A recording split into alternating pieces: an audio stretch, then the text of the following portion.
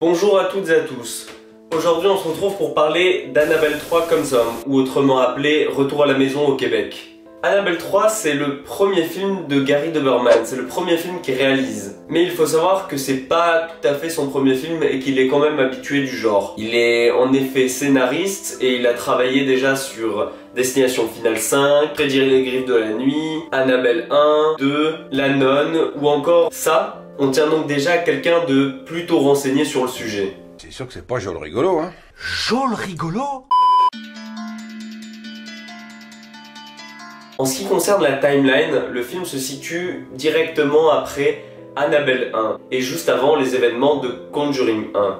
Au moment où les Warren interviennent et s'emparent de la poupée du mal afin de la mettre dans un lieu sûr. Dans leur très célèbre pièce regroupant tous les objets occultes ayant un rapport avec les dossiers sur lesquels ils ont pu travailler, qui est devenu par la suite, à travers le monde entier, le très célèbre musée de l'occulte des Warren. La pièce qui, je le rappelle, étant encore aujourd'hui bénie une fois par semaine par un prêtre local. L'histoire se déroule donc un an après les événements d'Annabelle 1, lorsqu'un soir, la babysitter des Warren invite une amie à la maison, ces derniers étant probablement partis sur une autre affaire, probablement Conjuring 1. Et donc cette amie décide d'aller se balader dans la maison et étant véritablement trop curieuse, décide d'aller dans la pièce interdite qui concerne tous les objets maudits. Ouais, alors là où je vois que je suis vraiment à cran, c'est que quand vous avez dit malédiction, j'ai fait une série de tout petits paix comme ça. Elle arrive dans cette pièce et touche à tout. Limite, ça donne envie de s'arracher les cheveux parce qu'on voit écrit de partout, en gros, en gras, en couleur, en tout ce que tu veux. Ne touchez à rien, sous aucun prétexte, le démon est là, il va manger ton âme. Mais bon, ça serait pas un film d'horreur si elle touchait pas. Enfin bref, elle en vient même jusqu'à ouvrir la porte à Annabelle. Et là, tu sais qu'elle a fait une grosse connerie. Et alors là, le clou du spectacle, c'est vraiment, mais vraiment la chose qu'il fallait pas faire. Elle arrive à faire une séance de spiritisme à l'intérieur de cette pièce-là. Esprit, es-tu là? Si tu es là, frappe 2 fois. Bon bah apparemment il n'y a personne, c'est pas grave, j'ai laissé un message.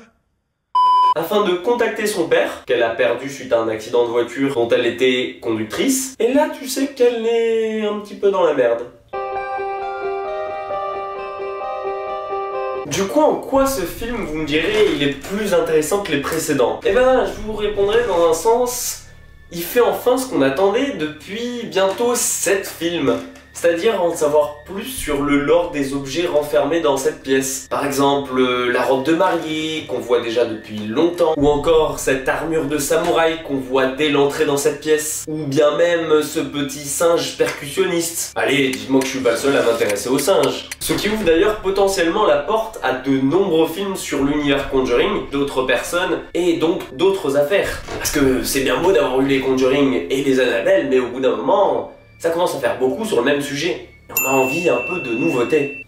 Niveau technique, le film n'a rien à envier à ses prédécesseurs. En effet, il puise même sa force dans la plupart de ces derniers. Il puise sa force dans certains plans typiquement sombres et longs, tels ceux d'Amityville Awakening, à la Conjuring Les Dossiers Warren, duquel on s'attend toujours à voir apparaître quelque chose au coin de la caméra, sur de longs plans, sans vraiment nous montrer quelque chose de précis, ce qui arrive à créer une ambiance qui nous met assez mal à l'aise et qui accentue son sentiment de tension constante.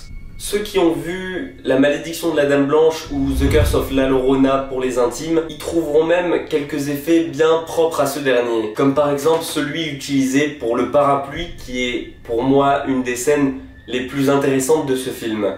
À aucun moment le film ne se relâche et il vous mettra mal à l'aise tout au long. Et c'est ça qui constitue le gros point fort de ce dernier Annabelle. Vous me direz quoi de plus logique pour un film d'horreur qui l'accentue et qui nous mette mal à l'aise tout le long? Chose à laquelle je répondrai qu'en général, les films ont tendance à se relâcher au bout d'un moment, ayant toujours un moment où l'on se relâche et qui perd notre attention.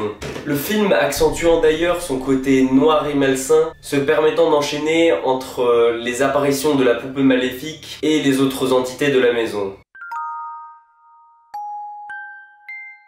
En définitif, le film se veut bien plus sombre et dérangeant que ses aînés et on peut dire qu'à ce stade-là, Gary Doberman sait y faire. Moi-même ayant enchaîné les films d'horreur ces dernières années, je trouve qu'il arrive à égaliser un James Wan en pleine possession de ses moyens. J'ai d'ailleurs pour ma part plus passé de séances aussi terrifiantes depuis la sortie de Conjuring à l'époque en 2013. Donc ça fait quand même un bail. Maintenant, les séances s'enchaînant et se ressemblant, toujours plus ou moins, me faisant plus autant d'effet qu'avant. Par contre, si je dois signaler quelque chose qui m'a un peu moins plu, le film se recentre plus sur ce qui arrive à leur fille et à la babysitter des Warren, mais la façon dont les conflits se résolvent et le film se conclut me paraît trop simple à mon goût et laisse en bouche un goût amer à la fin du film.